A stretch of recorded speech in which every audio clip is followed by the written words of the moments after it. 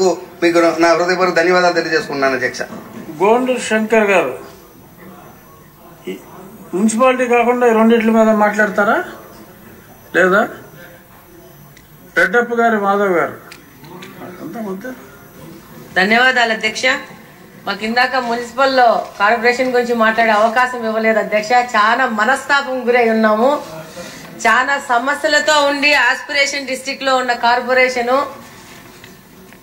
చాలా week corporation. But ఇప్పుడు ఇంకా మీరు అవకాశం ఇవ్వలేదు కాబట్టి ఎనర్జీ మినిస్టర్ గారికి పర్సనల్ గా కలిసి ఇవ్వచ్చండి. ఇచ్చాము అధ్యక్ష, 10 సార్లు ఇచ్చాము. సార్ ఎన్నిసార్లు అడిగినా కూడా డబ్బులు లేవంటారు. కానీ డబ్బులు లేకపోయినా కూడా ప్రజలకైతే సమాధానం చెప్పుకోవాల్సిన పరిస్థితిలో మేము ఉన్నాం కాబట్టి మళ్ళా ఒక్కసారి సభలో మంత్రి గారి దృష్టికి తీసుకుపోవాలనుకున్నాము. బట్ మీరు అవకాశం ఇవ్వలేదు. ఇప్పుడు ఎనర్జీ మినిస్టర్ గారికి కూడా అంతే సమస్యలే ఉన్నాయి. ఈరోజు సార్ మంచోరు, సార్ తీయరు. ఈరోజు ఆంధ్రప్రదేశ్ లో విద్యుత్ రంగం అనేది ఒక వినూత్న పద్ధతులతో ముందుకెళ్తూ ఈరోజు రాబో 4 సంవత్సరాల్లో మిగులు విద్యుత్ దిశగా ఇతర రాష్ట్రాలకు కూడా విద్యుత్ సప్లై చేసే విధంగా ఈరోజు విద్యుత్ రంగంలో పూర్తి ప్రక్షాళన చేసి కొత్త విధానాలతో ముందుకు వెళ్తా ఉంది. దానికి ముఖ్యమంత్రి గారు నారా చంద్రబాబు నాయుడు గారికి అలాగే మంత్రి గారికి ధన్యవాదాలు తెలియజేసుకుంటున్నాను. ఈరోజు reverse pumping, solar, sustainable energies అని చెప్పేసి విద్యుత్ రంగంలో ఆంధ్రప్రదేశ్ ఎంత బాగా వెళ్తుందో రేపు 4 సంవత్సరాల్లో భారతదేశం మొత్తం గుర్తించే విధంగా ఆంధ్రప్రదేశ్ ని మొదటి స్థానంలో ఉంచే విధంగా ఈరోజు విద్యుత్ రంగం, విద్యుత్ డిపార్ట్మెంట్ ముందుకెళ్తా ఉంది. అధ్యక్ష, ఈరోజు మంత్రి గారికి మా కడప నియోజకవర్గంలోని సమస్యలు ఆయన దృష్టికి తీసుకెళ్తున్నాను అధ్యక్ష. దాదాపు 164 స్క్వేర్ కిలోమీటర్స్ ఉండి దాదాపు 5 లక్షల జనాభా ఉండి, అంటే తక్కువ స్థలంలో ఎక్కువ మంది జనాభా ఉండి క్రిక్కిరిసి ఉంటది కడప. దాంతో పాటు పేదలు ఎక్కువ ఉన్న కడప. దీనిలో ముఖ్యమైన సమస్యలు ఏంటంటే విపరీతంగా సన్న లైన్లు ఉండడం వల్ల ఎలక్ట్రికల్ పోల్స్ అలాగనే ట్రాన్స్ఫార్మర్లు ఎట్లా పడితే అట్లా ఉండడం వలన కరెంటు యాక్సిడెంట్స్ ఎక్కువ జరుగుతున్నాయి అధ్యక్ష. మొన్ననే మనం కూటమి ప్రభుత్వం వచ్చినా కూడా మీ అందరికీ తెలుసు, మంత్రి గారు కూడా వారికి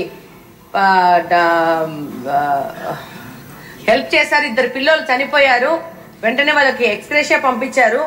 ఈ రోజు కడప నియోజకవర్గంలో ఈ యొక్క ఇంత హెవీ పాపులేషన్ కి సరిపడినన్ని సబ్ స్టేషన్స్ లేవు అధ్యక్ష. అలాగనే పవర్ లోడ్ బ్యాలెన్సింగ్ చేసే పరిస్థితే లేదు అధ్యక్ష.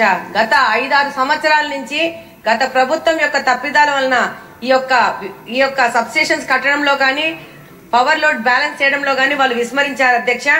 అందుకు గాను ఈ రోజు కడపలో 6 సబ్ స్టేషన్స్